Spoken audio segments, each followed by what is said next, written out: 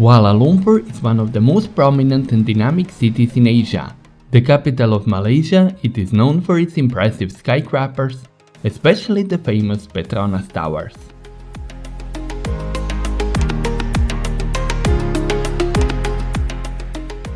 The city combines modern architecture, luxury shopping malls, and pockets of nature hidden within its parks and boulevards.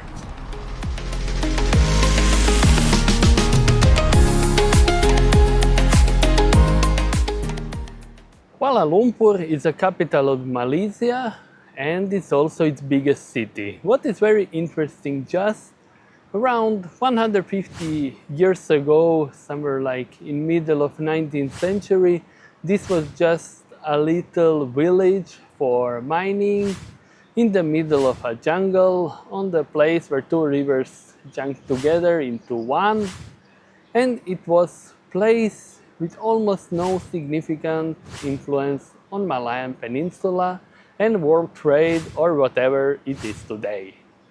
Its development began when railway was built through Malayan Peninsula, and this place became important hub mostly for Chinese immigrants who were working in nearby mines, but later also to Malayans, to British and to others who slowly but constantly turned it into the capital of the modern-day Malaysia.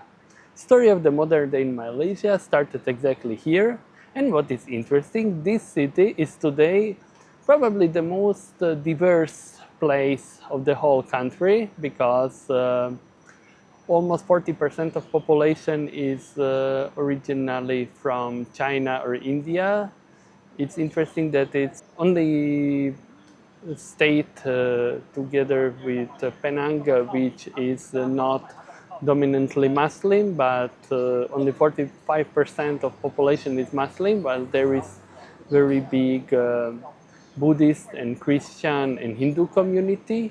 What is making all together modern Kuala Lumpur extremely diverse, melting pot of different civilizations, cultures, and traditions, and of course religions. Due to that, Kuala Lumpur is exactly what is Malaysia today.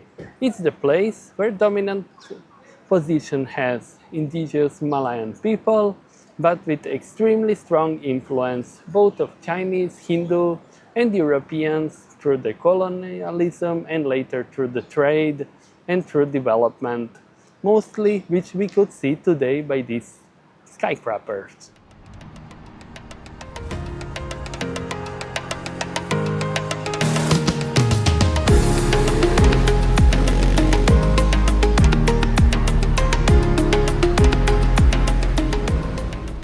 The city is a true melting pot, with a rich cultural heritage shaped by Malay, Chinese and Indian communities.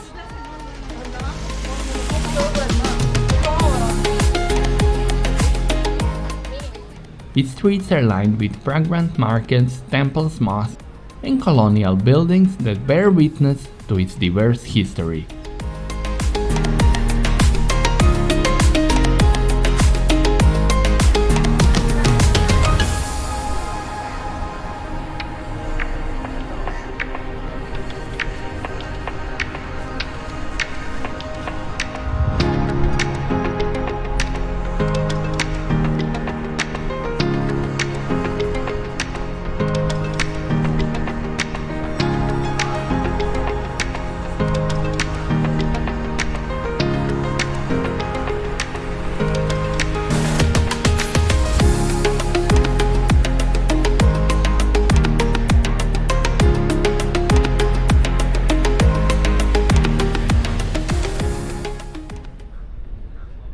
Not long time ago, Kuala Lumpur was just a rainforest in some hills on the crossroads of two rivers, and by the climate, as you can see, it stayed perfect for rainforest. It's almost whole year often raining and always temperatures around 30 degrees. Today it's known by its huge skyscrapers, which are today a bit in fog, but you can still see them behind me. But real history of modern Malaysia start here on the Merdeka Square, where is the big flag of Malaysia, which was raised in 60s to mark beginning of independence of federation of these very interesting countries, which is half spreading in Malayan Peninsula, half on the island Borneo. What is interesting in the beginning, also Singapore was part of this country, but very soon it was asked to leave this federation, only to later become one of the most developed and rich places on earth. Why did this happen? Because in Malaysia, advantage have in most of political, administrational and other positions indigenous people, Malayans, while there is big community of Chinese. Concretely in Singapore there is 70% of Chinese, so they didn't want a too big influence of Chinese on the new country. But today they probably feel sorry that they decided like this, given in count the development and advance of Singapore.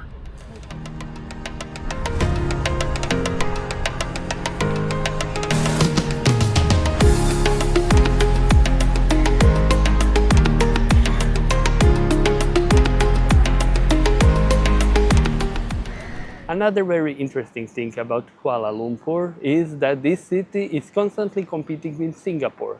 When Singapore gets a new airport, which is the best in the world, then Kuala Lumpur tried to build its own. Singapore get speed metro and fast rapid train lines. Kuala Lumpur had to get it as well.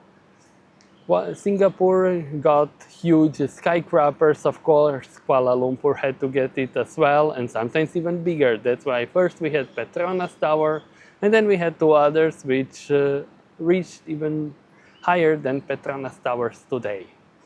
Kuala Lumpur is the place where Malaysia is showing itself to the world. But it's only the beginning of exploring this beautiful country, and it would be a mistake to just stay in Kuala Lumpur while you have so beautiful places all around the country, which are even more diverse, even more challenging and interesting to see for a traveler.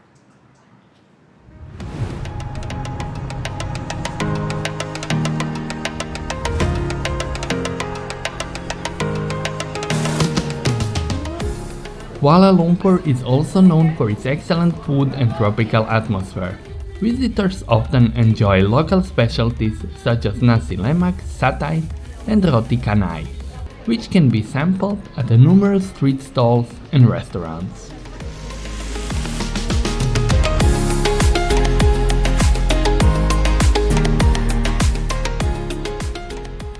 Kuala Lumpur public transport system is fairly efficient and convenient, relying mostly on fast and reliable monorail and railway services.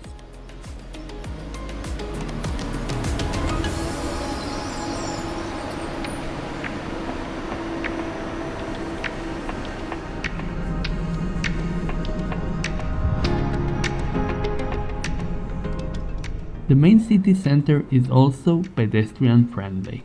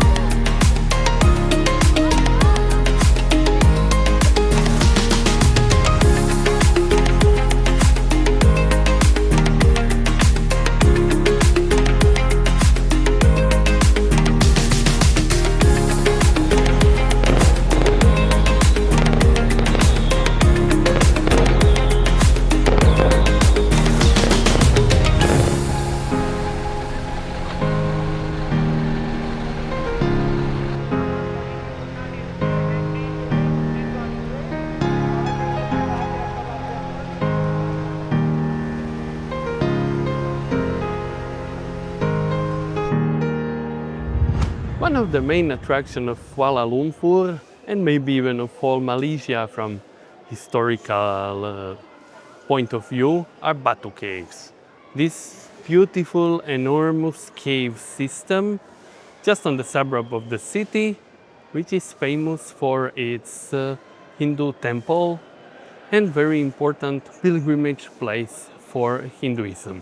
To reach the temple, you need to walk up to 278 steps into the cave, which is situated on the quite steep, almost vertical cliff. And in the middle you will find this enormous and beautiful cave system, this beautiful natural and both historical site. This is showing quite clear how Malaysia is actually a blend of different religions and cultures, mostly Hinduism, Islam and Christianity, but also Buddhism, due to its quite heterogeneous ethnic consistency.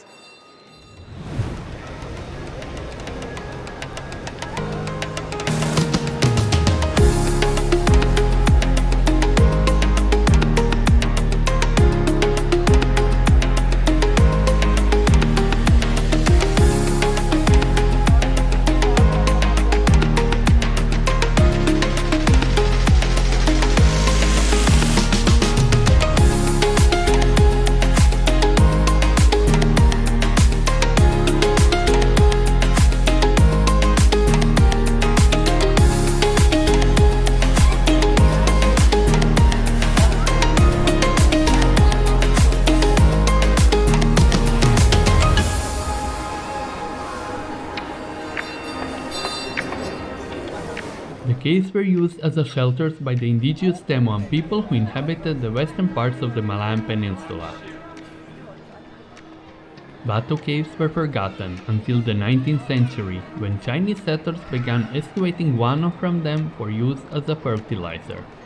The construction of a series of temples began in 1891, making it today a prominent Hindu pilgrimage site in Malaysia.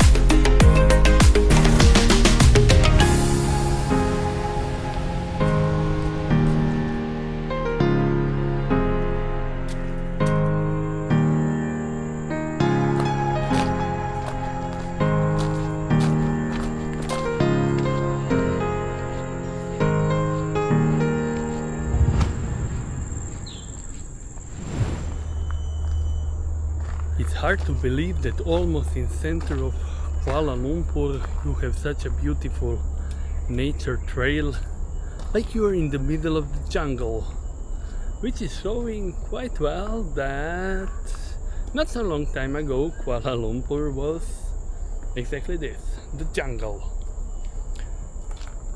Taman Tugu nature trails are just maybe kilometer or two from the main city center. You have feeling that you are deep in the rainforest.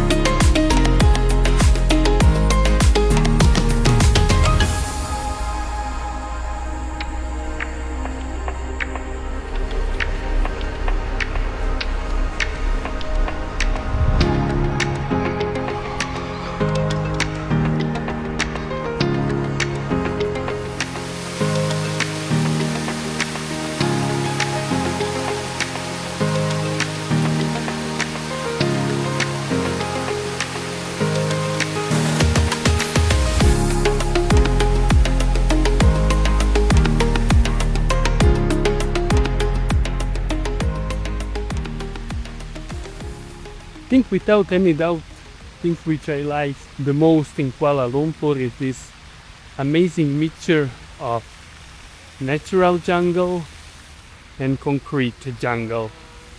It's without doubt city of big contrasts, not only contrast between nature and very big urbanistic development, but also already mentioned contrasts of cultures, traditions, and ethnic groups, and of course religions. Also, there is a big contrast between rich and poor, because you can find some quite badly developed neighborhoods, while you can in the same time find some super rich cars, super developed houses, and other things which are typical for people who don't lack money.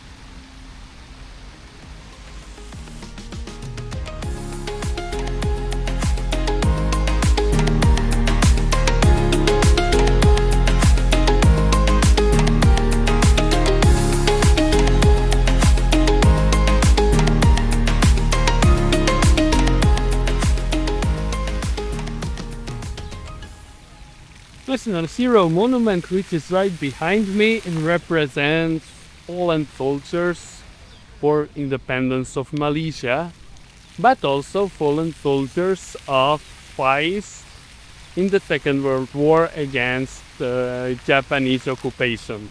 Malaysia was occupied from 1942 to 1945, and obviously stayed quite strong, implemented into Malaysian conscience this period of occupation, like important turning point, which few decades later led to independence of the country.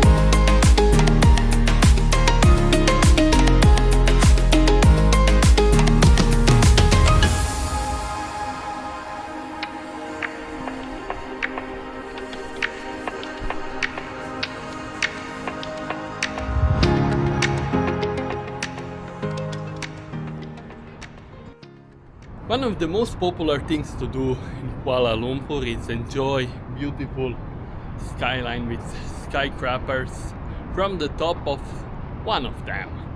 There is plenty of skyscrapers which are not so tall like those, the most popular one which you can see behind me, but which are still tall enough that you can enjoy amazing panoramas and amazing view on this urban jungle of Kuala Lumpur.